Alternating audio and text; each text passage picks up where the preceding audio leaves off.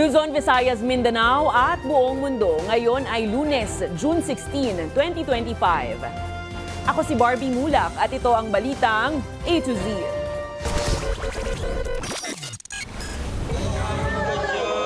Mga eksena sa unang araw ng balik eskwela, tutukan. Bilang ng public school teachers, dadagdagan pangako ni Pangulong Marcos. Mga bumbero, muling sumugod sa San Francisco High School sa Quezon City. Isang araw matapos itong masunog. 8 police chief sa Metro Manila tanggal sa pwesto dahil bigo sa 5-minute police response. VP Sara Duterte, hindi umano natitinag sa kabila ng anyay, sistematikong mga pag-atake. 3 mayor mula Eastern Visayas nagtago sa bomb shelter sa Israel sa gitna ng tumitinding Iranian airstrikes. At sa showbiz, Katrina Ann Johnson ng Davao, kinoronahan bilang Binibining Pilipinas International 2025.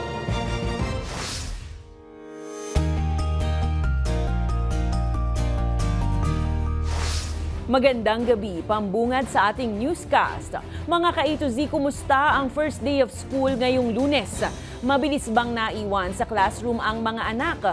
O gaya rin kayo ng ilang magulang na halos mag-sit-in na sa klase, huwag lang umiyak ang mga bata? Ang ilang eksena sa pagsisimula ng pasukan, alamin sa balitang A to Z ni Naomi Almojano. Paghikbi mula sa pag-iyak at mayat-mayang punas ng luha, mahigpit na kapit sa mga magulang at ang iba pa nga, bit-bit na ang gamit palabas ng classroom sa paghahanap sa nanay. Hindi ito eksena sa isang teleserye o pelikula, kundi eksena sa unang araw ng balik eskwela para sa school year 2025-2026. Ang kinder student sa Pasig Central Elementary School na si John Matthew, mahigpit ang yakap sa binti ng inang si Angelica, wag lang siyang iwan. First time pa lang po kasi niya, ma'am. Ngayon lang po siya totally papasok. Kailangan mo suyuin talaga. Si Lola Jovelyn naman, idinaan sa panunuyo ang apong si Isaiah. Makumbinsi lang na magpaiwan sa school kasamang iba pang mga kaklase. Ay inaamo-amo po namin. Sabi namin, huwag ka na umiyak at bibilang ka ng mami ng laruan na gusto mo. Sabi niya sa bahay kanina, oo daw. Pero nandito naman umiyak na siya. Unang pasok pa lang kasi baka masasanay din siya. Tansya ni Lola Jovelyn, matapos ang isang linggo, masasanay na rin ang kanyang apo at magpapaiwan na. Karaniwan ng eksena tuwing first day of school ang mga nag-iiyakang batang estudyante. Mga ayaw magpaiwan sa kanilang mga magulang at minsan pa nga, yung ibang mga estudyante gustong kasama mismo sa loob ng classroom ang kanilang mga nanay o tatay. Kadalasan sa mga to yung mga nasa preschool gaya ng kinder. Pero dahil nga karaniwan na ito, handa ang mga guro sa mga ganitong eksena. Kaya ang kinder teacher na si Teacher Marjorie, todo smile pa rin kahit 3 sa estudyante niya ang hindi magkanda humayaw sa pag-iyak. Ang teknik, magpapatugtog ng children's songs at videos para malibang ang mga bata. Ang ginagawa ko po, pinaparamdam ko po sa kanila na safe sila dito sa school, na yung teacher nila is love na love sila. As times goes by naman po, nasasanay din sila. Kasi meron syempre silang mga separation anxiety sa mga mami nila. Pero kung may mga hindi maiwan ng mga magulang, meron din namang mga estudyanteng sabik na pumasok sa kanilang first day of school. Ayon kay Sir Ryan, assistant to the principal ng paaralan, nasa mahigit 3,000 estudyante ang enrolled ngayong taon. Pero kahit ganun karami ang kanilang mga estudyante, anya, smooth naman po lahat, mula sa traffic, mula po sa pagpasok ng mga bata, sa mga concerns ng magulang, sa mga teachers. Sa laki po ng population ng Pasig Elementary School, hindi po kasi namin pinagsasasabay yung pagpasok ng mga bata. Samantala, nakiisa rin si Pangulong Bongbong Marcos Jr. sa unang araw ng pasukan nang bisitahin nito ang Epifanio de los Santos Elementary School. Dito ipinangako niyang magdaragdag ng mga bagong public school teachers para mabawasan ang kanilang administrative duties at karagdagang 10,000 administrative workers. Sa ngayon, sa 20,000 na yun, 16,000 na ang na-hire. ng DepEd. By the end of 2026, lahat po ng eskwelahan, public school sa buong Pilipinas may admin officer na po. Sa kabuuan, binati ng Pangulo ang lahat ng mga pampublikong paaralan at mga kawani ng gobyerno para sa aniya ay matiwasay na first day of school. Para sa Balitang A to Z, Naomi Almojano. Maaari nang i-report ang mga insidente ng bullying sa mga paaralan sa Emergency Hotline 911. Kasabay naman ng pagbubukas ng klase, nag-deploy ng mahigit 30,000 na pulis sa mga eskwelahan sa buong bansa para sa seguridad ng mga mag-aaral. Ang Balitang A to Z ni Kim Salinas. Siguraduhin natin na walang bullying, walang mga krimen na mga makakabiktima ng ating mga estudyante. Prioridad ng Philippine National Police ngayong pasukan, hindi lang ang pagsugpo sa kriminalidad sa labas at loob ng mga eskwelahan, kundi maging ang pagresponde sa mga kaso ng bullying. Ayon kay PNP Chief Nicolas Torre III, maaaring i-report ang mga insidente ng bullying sa Emergency Hotline 911. Pwede sa 911 yan. Ang magiging response lang naman actually ng first response ng ating mga call takers dyan,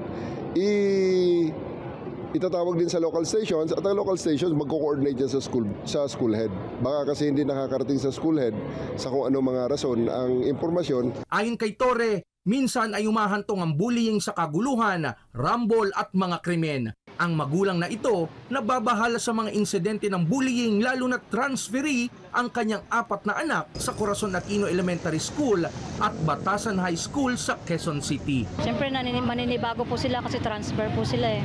Opo, maganda po yung mga ganong sumbungan ng bayan po. Nakakatulong po sa mga tao na nangangailangan. Pero ayon sa ilang mga magulang, hindi consistent ang pagresponde ng mga otoridad sa Emergency Hotline 911. Parang marami na akong kung may mga na-aksidente dito, pag tinawagan mo na yun, wala eh, parang late na nangyari, dumating, tapos na, wala na. Try ko na yun once 911 eh, mabilis ang action. Mabilis ang action? Oo, kaysa sa mga barangay, sa police station, mas maganda sa 911. Mas mabilis. Personal na nag-ikot ang PNP chief sa mga paaralan sa unang araw ng klase. Nag-deploy ang PNP ng mahigit 37,000 na pulis sa mga eskwelahan sa buong bansa. Ayon naman sa principal ng Corazon Aquino Elementary School, karaniwan ng issue ang mataas na bilang ng mga estudyante. Although congested, pero hinati natin para ma-accommodate lahat ng mga estudyante natin. Kung hindi natin hinati, more or less 70 to 80. Pero dahil natin can only accommodate 35 to 38. Tuloy-tuloy naman ng koordinasyon sa barangay at local government ng Quezon City para sa mga force multiplier na magbabantay sa paaralan. Para sa Balitang A to Z, Kim Salinas.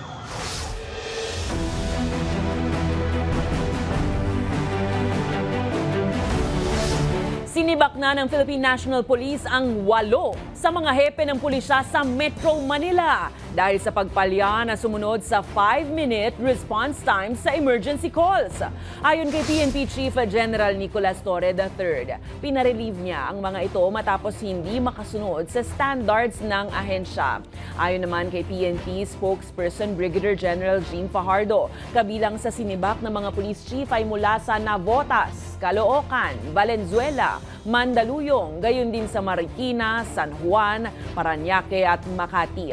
Nangako naman si Torre na magre-responde ang mga pulis sa loob ng 5 minuto sa 911 call sa Metro Manila at tatargetin pa itong bawasan sa 3 minuto pagkatapos ng 3 buwan. Sinabi rin ni Torre na posibleng masibak din ang 3 provincial police directors sa Negros Island, Western Visayas at Central Visayas.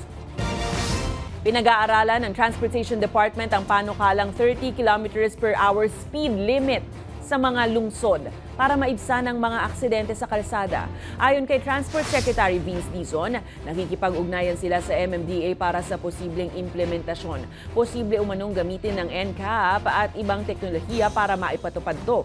Aminado si Dizon na mabagal lang 30 kph, kaya dapat balansehin ang safety at travel time ng mga pasahero. Suportado naman ng Health Department ang panukala, giit ni Health Secretary Teodoro Herbosa. Unang sanhi ng kamatayan ng mga Pilipino edad 5 hanggang 29 anyos ay mga road crash. Noong 2023, aabot sa 13,000 katao ang namatay habang 5 bata ang nasasawi araw-araw. Ayon pa sa DOH, 70% ng mga barangay ay kasangkot ang mga motor. Banggaan ay kasangkot ang mga motor. Kailangan din umanong silipin ang epektibong implementasyon ng umiiral na batas sa helmet, seatbelt at car seats.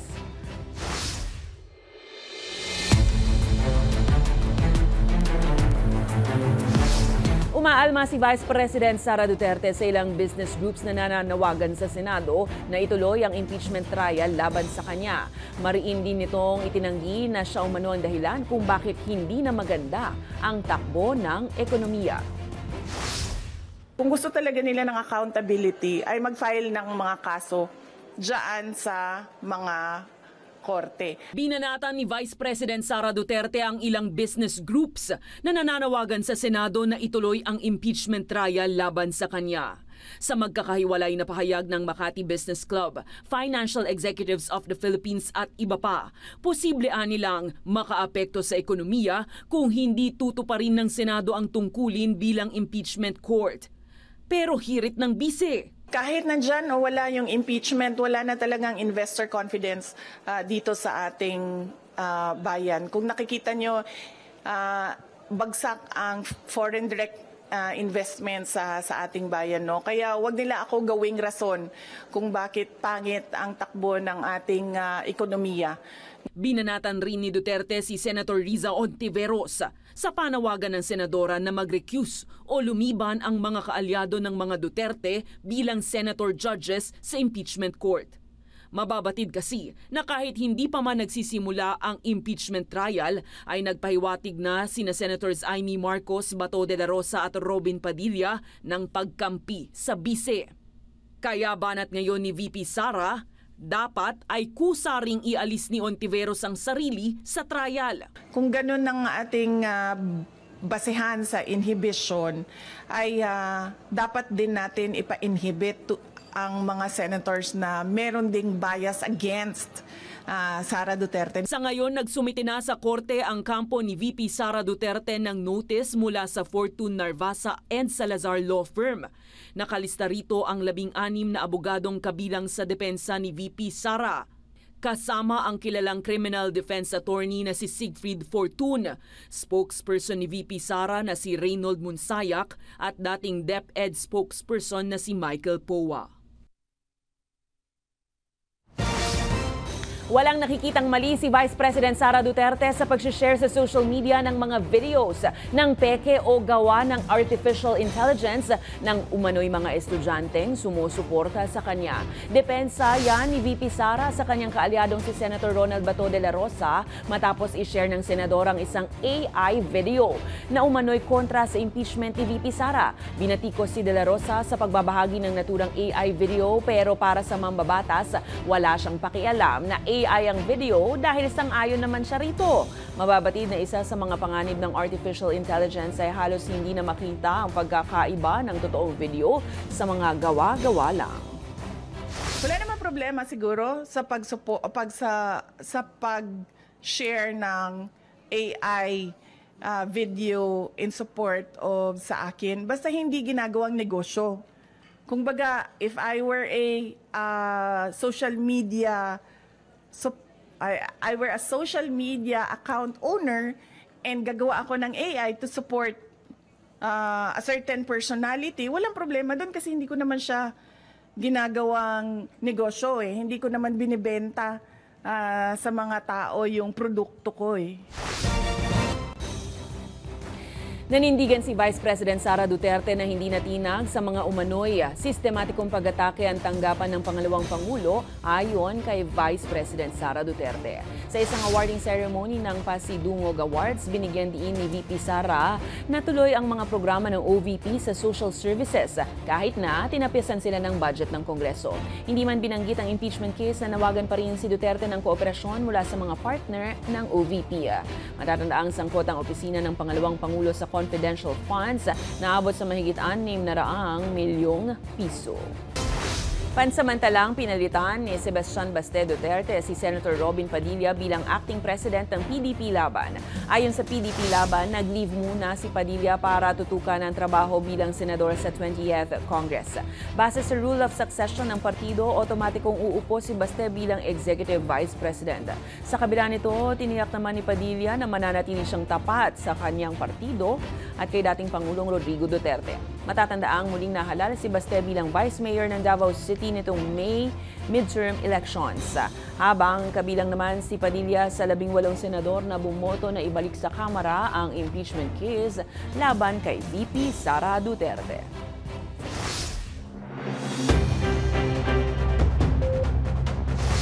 Nagbabala ang Canned Sardines Association of the Philippines na posibleng bumaba ang supply ng mga delatang sardinas dahil sa patuloy na pagtaas ng halaga ng produksyon. Lumobo ang gastos sa langis ng mga pangisdaan at tin sheets o yung lata para sa packaging, kaya lalong nabibigatan ang manufacturers. Ayon sa grupo, halos 4 na taon na nilang hinihiling sa DTI ang 3 pisong taas presyo para sa economy products, pero hindi pa rin ito naaprubahan. Sa ngayon, nasa 22 hanggang 32 pesos ang presyo ng 155 gram na can ng sardinas. Samantala, nanindigan naman ang ahensya na walang price increase sa ngayon habang patuloy ang negosasyon. Pinatutupad ng DTI ang price freeze sa Eastern Visayas matapos ideklara ni Pangulong Marcos ang state of calamity sa loob ng 1 taon. Layunin nito na pabilisin ang repair at rehabilitation ng San Juanico Bridge at maibsan ang epekto ng pagsasara nito sa ekonomiya. Ayon kay Trade Secretary Cristina Roque, kumikilos sila para mapanatili ang presyo at protektahan ang mga consumer at walang maiwan sa panahon ng pagsubok. Matatandaang ang 2.16 km na San Juanico Bridge ang nag-uugnay sa Samar at Leyte at bahagi ng Pan-Philippine Highway.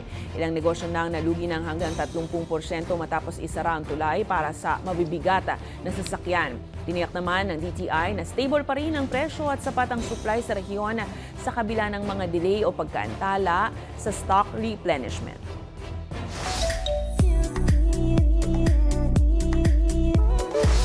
Huwag basta maniwala, huwag basta magtitiwala. Tagline pa lang, abay pang malakasan na po. Ipinasilip na ng JRB Creative Production mula sa ABS-CBN Studios ang ilang kapanapanabik na eksena sa crime thriller series na Sin of the Father na pinagbibidahan ni Gerald Anderson. Sa special screening at media conference itong Sabado, all present ang star-studded cast na talaga namang excited rin na mapanood at ipromote ang much-awaited series ng kanilang pinaghirapan.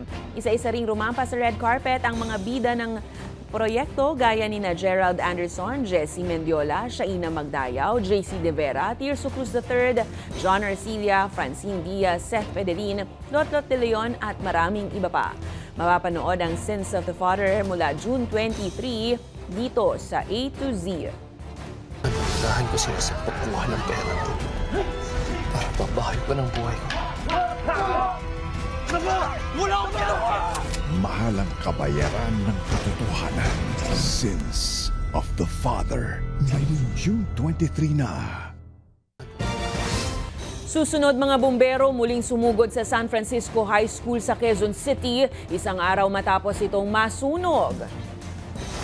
At Pinay tennis player sensation Alex Ayala pasok na sa Nottingham Open. Abangan ang kumpletong ulat sa pagbabalik ng Balitang A to Z.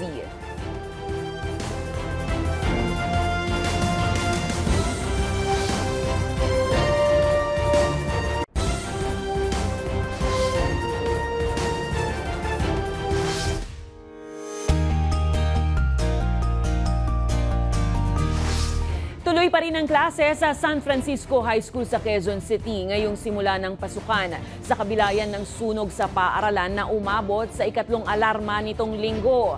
Dahil rito, inilipat muna ang aabot sa higit 600 estudyante ng grade 9 at 10 sa senior high school building. Ang Balitang A to Z ni Ace Cruz. Napasugod ng bumbero ng Barangay Santo Cristo sa San Francisco High School sa Quezon City, Lunes ng umaga matapos umusok ang sanga ng puno sa harap na isang building isang araw matapos ang malaking sunog sa paaralan. Mga ka-A2Z, narito tayo ngayon sa pinangyarihan ng sunog kahapon, araw ng linggo, itong San Francisco High School dito yan sa Quezon City. Kasalukuyang binobombahan ng tubig ng mga bumbero mula sa barangay na nakasasakop dito sa lugar. Itong ilang bahagi ng pinangyarihan ng sunog dahil yung ilang sanga ng puno na malapit dito sa mismong building o yung kaharap nito ay nakita ng usok at pagka lumalakas sa hangin, siya rin umaapoy ito. Linggo ng umaga, isang araw bago ang pagsisimula ng bagong school year, nang lamunin ng sunog ang Dao Building ng paaralan na umabot sa third alarm. Mag-aalas 12 na ng linggo ng tanghali nang ideklarang itong fire out. 20 classrooms ang tinupok ng sunog kabilang ang ilang faculty room at audiovisual room. Galing po doon sa isang room. Yun ang initial po nila pero hindi po kami makapagbigay pa ng definite po na cause ng fire kasi under investigation pa po siya. Sa kabila nito, tuloy ang klase ng mga mag-aaral na pansamantala munang inilipat sa building ng senior high school. 8 rooms po siya, bali 320 po na bata po yon sa umaga, grade 10, tapos 320 din po na grade 9 sa hapon. Yung aming DepEd-A na supposedly po ang mag-house po ng senior high school, grade 11 po, doon po sila i-house po, yung 8 sections po.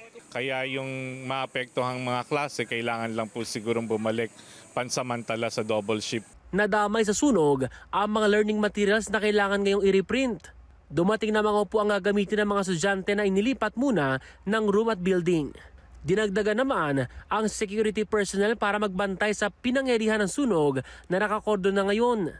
Para matiyak po ang kaligtasan ng mga bata kasi bawal pong pumasok, ganun din po maiwasan kung sino mang personnel yung papasok pa. Tiniyak naman ng DepEd School Division na in close coordination sila sa pamunuan ng San Francisco High School para sa mga kakailanganing pangtulong. Para sa Balitang A2Z, Ace Cruz. Naniniwala ang prinsipal ng Rizal High School na sapat ang 13 bagong senior high school teachers na magsisimula ngayong Miyerkules para sa mahigit 12,000 enrollees ng paaralan ngayong taon. Ayon kay Principal Richard Santos, mula sa 12,400 plus enrollees nung nakaraang taon, tumaas sa 12,750 ang inaasahang enrollees ngayon. Dagdag nito, batay sa pangangailangan ng paaralan ang itinalagang guro ng DepEd Schools Division Office. May buffer din sa junior high school sa labis na teachers. Sa sitwasyong ito, nananatili naman ang 1:40 na ratio ng students. Pero umaabot sa mahigit 50 estudyante ang ilang klase, lalo na sa Information and Communications Technology strand. Samantala, nasa distance learning pa ang grade 8 dahil sa training ng mga guro sa matatag curriculum. Una nang inanunsyo ng DepEd na 16,000 mga bakanting posisyon ng mga guro ang mapupunan sa third quarter ng taon. The number of teachers that was deployed by our SDO is based on the needs of our school. So, big sabihin po nun, sa senior high school kami binigyan ng additional teachers kasi doon po kami may pangangailangan. So, merong kaming buffer po kasi parang lumalabas sa aming junior high school department ay medyo sobra ng konti yung teachers namin.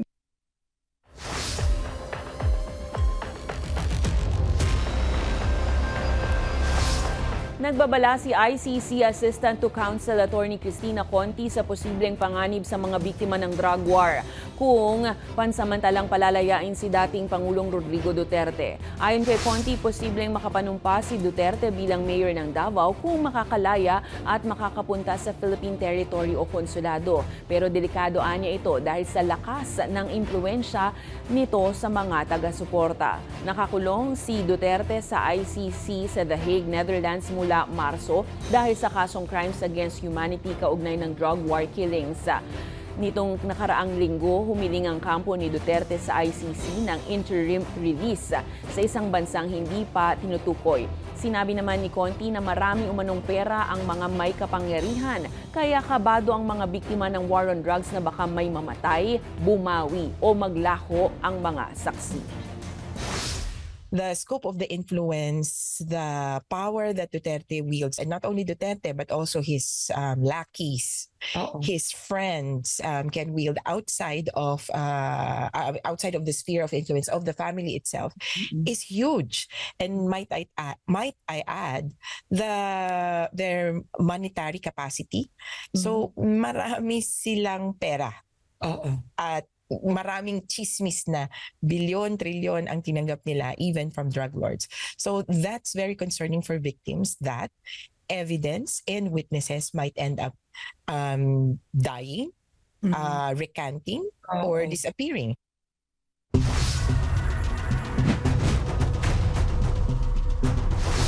Tinukoy na ng GV Florida Transport ang mga driver na sangkot sa viral na bus racing sa Cagayan kamakailan.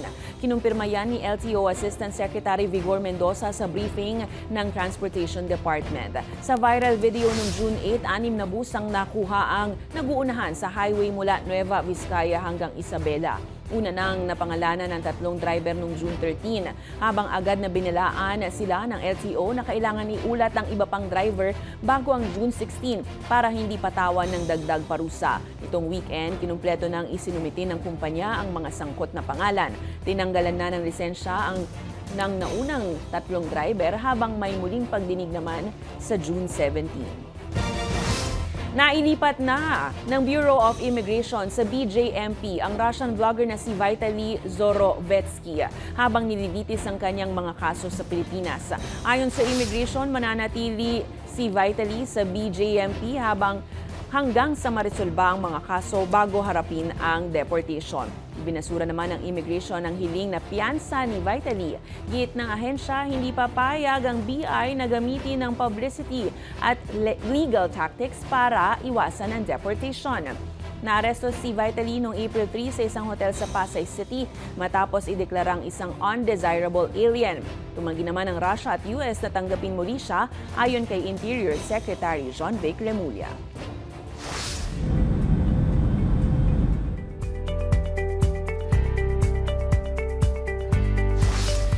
Stranded sa gitna ng Iran-Israel conflict ang 3 alkalde ng Pilipinas mula Visayas.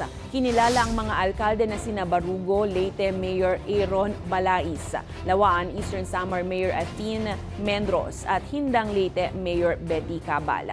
Kasama sila sa 17 opisyal na nasa study tour sa Israel para sa sustainability at food security na inorganisa ng Israel Agency for International Development. Sa mensahe ni Balais, sinabi niyang nasa bomb-proof bunker sila malapit sa kanilang hotel habang umiiwas sa mga pagsabog. Nagtalaga naman na ng crisis management team ang Philippine Embassy para sa relief, shelter at posibleng repatriation.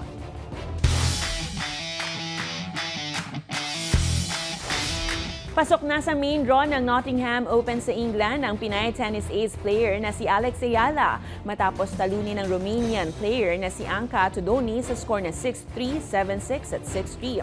Tinapos ni Ayala ang laro sa loob ng 2 oras at 19 na minuto. Laban sa kontra world number 87 Tudoni sa ikalawang round ng qualifiers. Nauna nang tinalo ni Ayala si Varvara Gracheva ng France sa unang round. Hindi pa naman inaanunsyo ang schedule ng main draw matches. Way to go, Alex! Sa aming pagbabalik, Katrina Ann Johnson ng Davao kinoronahan bilang Binibining Pilipinas International 2025. Manatiling nakatutok, kayo ay nanonood ng Balitang A to Z.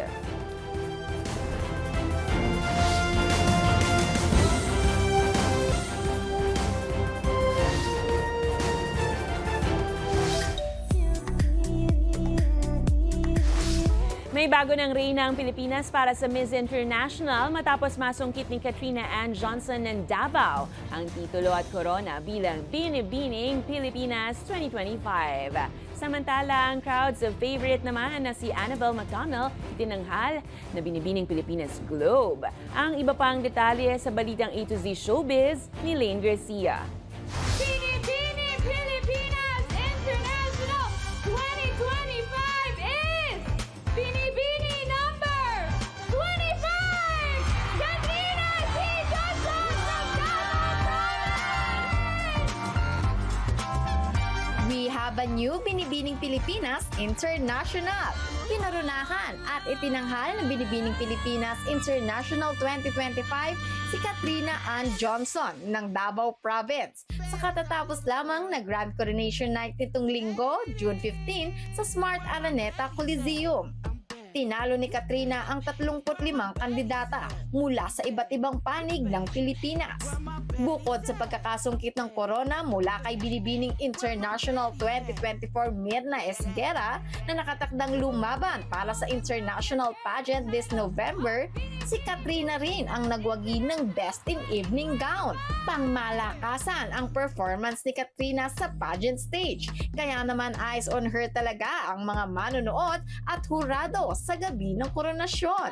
Habang ang crowd's favorite na si Annabel McDonnell ng Iligan City, wagi bilang Binibining Pilipinas Globe 2025 na siyang papalit sa trono ni Jasmine Bungay na itinanghal na second runner-up sa Miss Globe 2024 na ginanap sa Albania. Samantala, itinanghal namang first runner-up ang pambato ng Las Piñas na si Dalia Varde-Catap na siya ring nanalong Best in Swimsuit. At Kathleen Enid Espinido ng Siargao ang nakakuha ng second place. Si Blessy Villablanca naman ng Antique ang winner sa Best in National Costume.